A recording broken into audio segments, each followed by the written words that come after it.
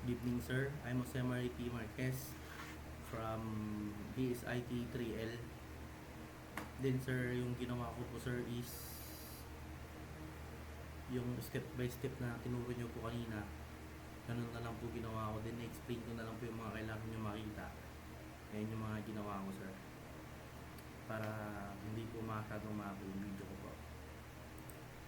First of all, sir, I create a folder that name of Marquez app for my Laravel. And ito po siya, sir. Makita natin, ito siya. Then dito sa loob nito, sir, katulad ng ginawa kanina, sir, gumawa ko ng extra control. Dito, sir, nagpa-function sa, sir. Dito tayo sa sir, ay din, wait lang, sir, gumawa pa dito sa view, sir. Gumawa rin ako ng folder, may laman ng main blade, master blade, tapos ito pong welcome blade. Ito po yung mismo lumalabas sa Laravel, sir. Sa web, sir, tinanggal ko lang po yung return na nakalagay dito, pinalita ko lang po naman yan. Dito, sir, pag klinik po to, didiretso po siya dito sa template controller. Yan po.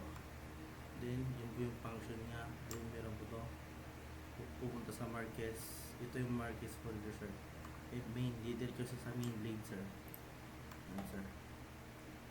Tapos, name of folder ulit, sir. Ito po yung extend pala na hinahanap, sir. And master, sir, yung sa mismo paglalagyan namin ng code. Then, sir, itong code na po to is I create a HTML code sa separate ano, sir, sa new window. I create a HTML, CSS, and logo. Kinulik ko lang po yung logo dito sa may ano, sir, para makapag-create po ako. Ayan. Dito po yung properties lang po ginawa ko dun, sir. Then yung sa may ano, sir, VS Code, dito po kinapi ko lang po yan, sir. Tapos pinasok ko siya dito sa Marquez app sa public dito po, para mas mapadali po. Ito, sir, sa public makita po natin dito na po si Jomar HTML, Marquez CSS, tapos yung logo po. Then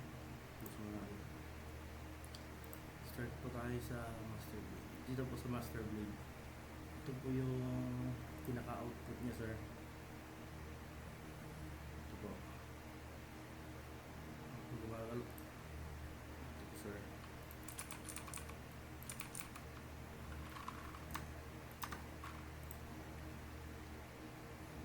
Then, tatanggalin ko po ito. Reload lang po natin. Reload po natin dito.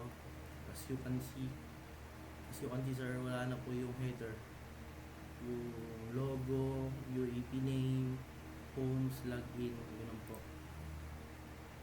Then sa main blade po, mag-create po tayo dito ng tinatawag nilang section, sir, tapos may kasamang in section. So, sir, yung dito po, sir, kakabi ko lang po to. Ito, sir, kakabi ko lang po yan, sir. Kakat kung ganyan. Then, ipipaste ko po sa mismong load dito, sir.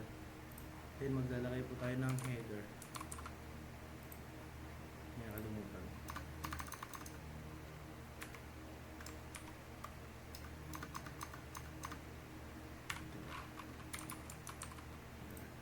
Same din po sa kabila, sir. Yung dito po naman, ang nilalagay po natin dito, kumbaga po, yung sinabi nyo nga po kanina, siya po yung pambara, yung yield po. Ito po. Wala siya.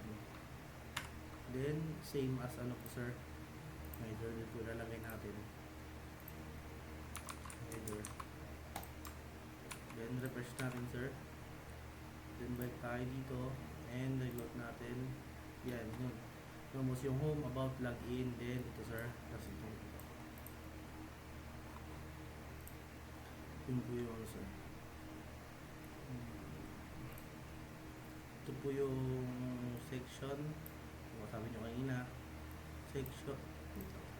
Section, extends, and section, then tumid sir. Ano po? Ito lang po yung code sir. That's all sir. Thank you po.